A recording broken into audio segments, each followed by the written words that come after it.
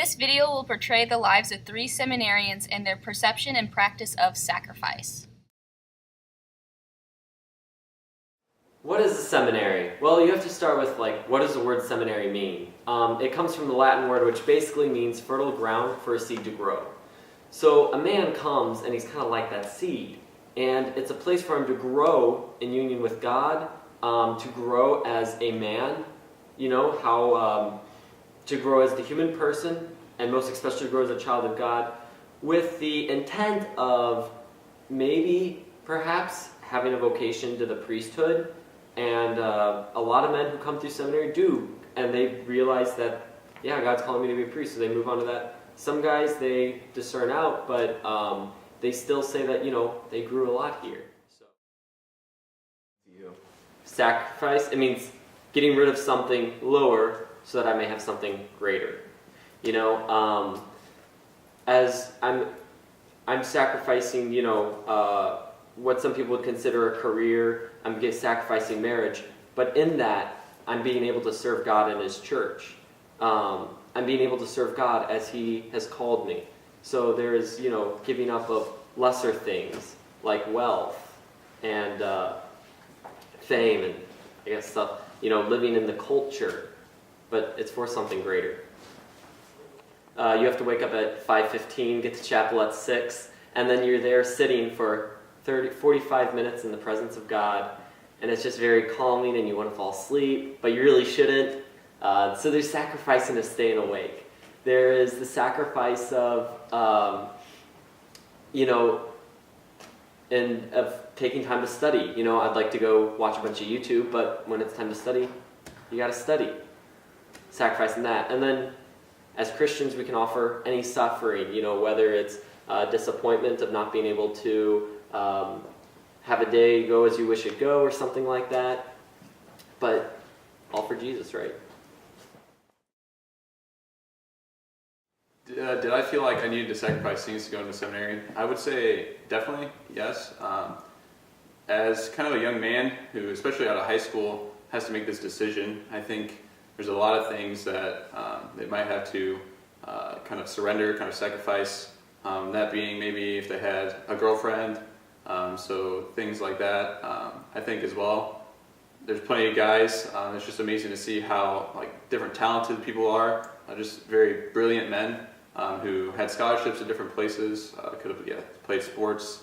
And it's kind of, as I look at it, entering out of high school especially, you're kind of offering the very first fruits of your adult life.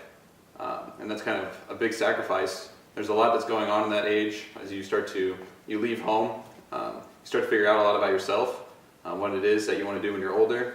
And instead of that, you kind of surrender these things instead of going to a major university. And you give these first fruits to God and the church, and you say to God each day, your will be done.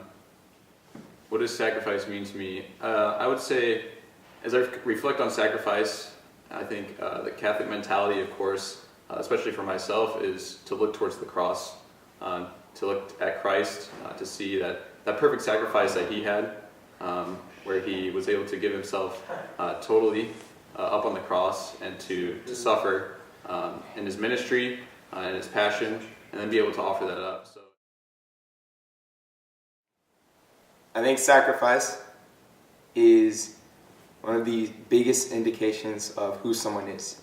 So that to me means the world in some sense, because I would say you can tell who a person is by how they encounter sacrifice and suffering.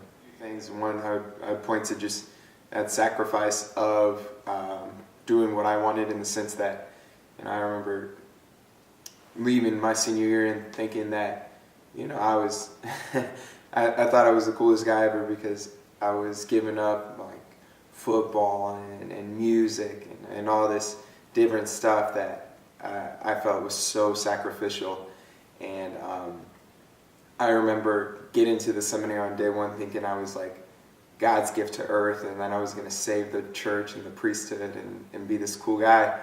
And then I remember getting there day one and recognizing that I was completely broken, in the sense that if anything, I was sacrificing, I had to sacrifice an ego And so I think there's this reality, there's this exterior thing that I thought I was giving up, but if anything, I think I had to sacrifice some pride and some, I don't know, narcissism to an extent. I felt like I was greatly humbled a few days, and even just a few days into the seminary. So that when I was little, I remember thinking that I was like undergoing all this suffering, like poor me, poor me, poor me.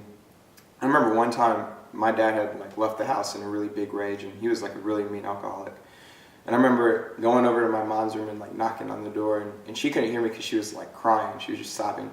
And I remember like hearing her out loud, she kept saying, "Why God? Why God?"